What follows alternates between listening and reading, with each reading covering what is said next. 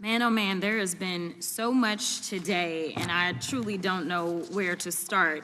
So I'm just going to make sure that we start off with a few facts. So a couple of facts that we need to make clear for everyone is that, number one, Director Christopher Wray, when he was appointed to be the head of the FBI, was appointed by Donald Trump. Now, I will agree that I definitely take issue with a number of decisions that Donald Trump makes, especially when it comes to the people that he decides to appoint to very important positions, including this one, because I did have to make sure that I wasn't going crazy. But when I say that you are the least qualified FBI director in the history of the FBI, that is real, because you are the only one that never even served with the FBI prior to joining, yet we are supposed to believe that you are the greatest thing since sliced bread. I didn't ask you a question.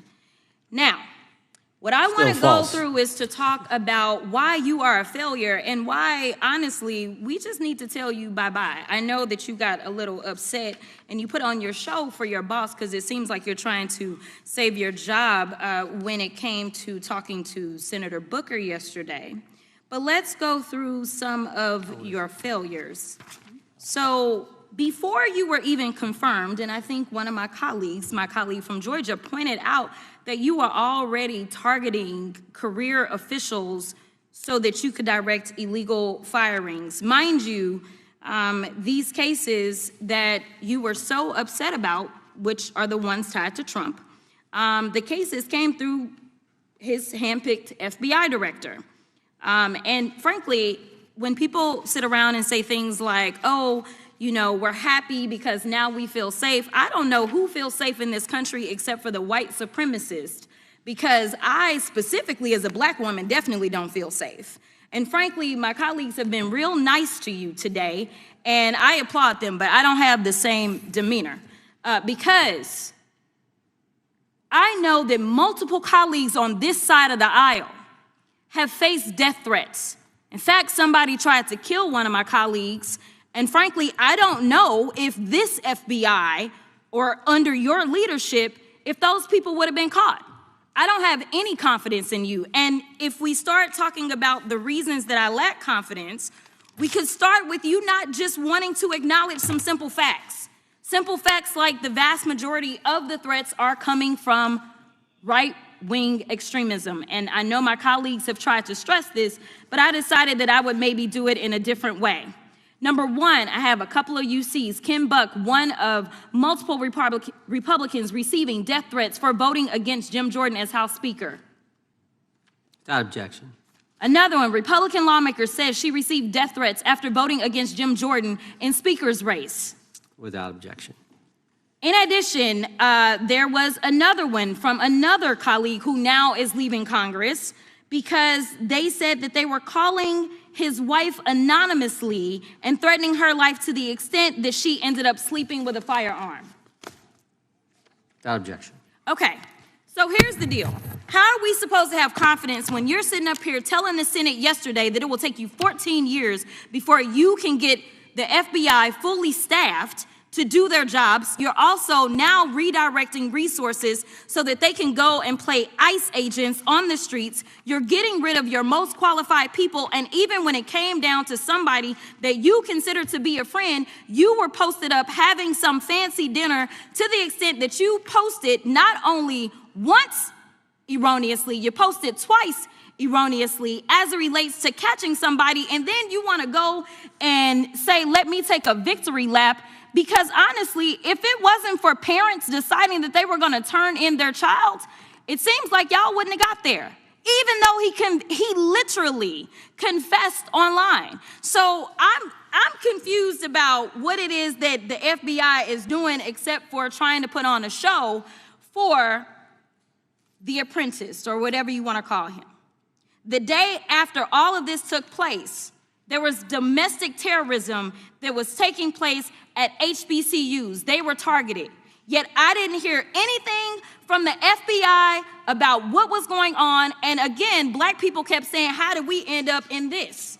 because the numbers are so very clear that white supremacy is a problem.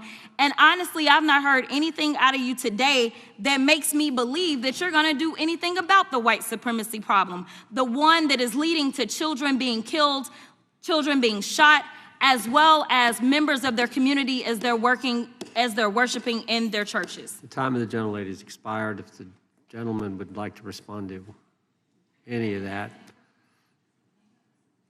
Well, I mean, I'll respond. Cash Patel, as I said when I introduced him, public defender, former prosecutor, top staffer on the House Intelligence Committee, Deputy Director of National Intelligence with the National Security Council, Chief of Staff at the Department of Defense, and FBI Director. I think that's a pretty good resume for the guy who's now running the top law enforcement agency in our country.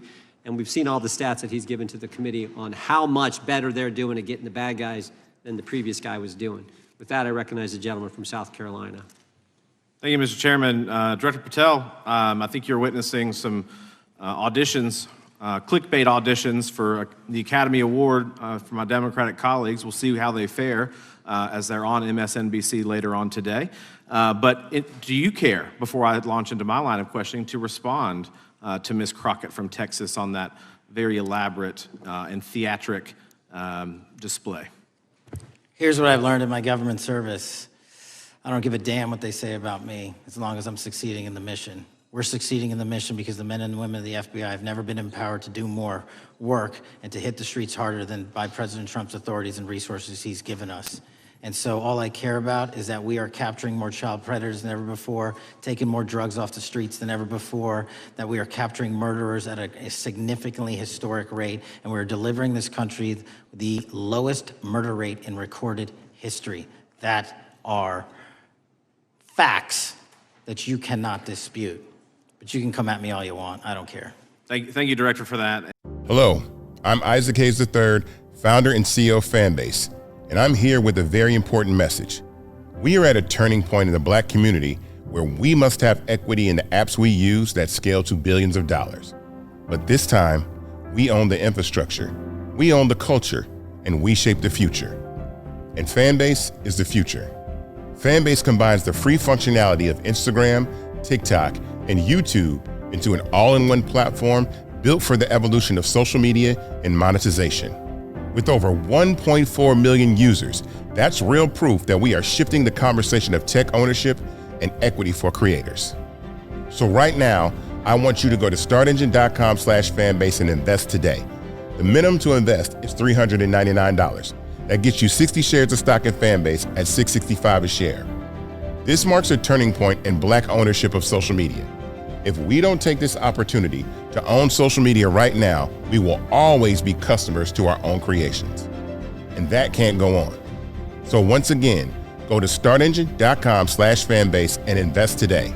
We must own the platforms where our voices live, our stories matter, and where our culture drives the world. Thank you.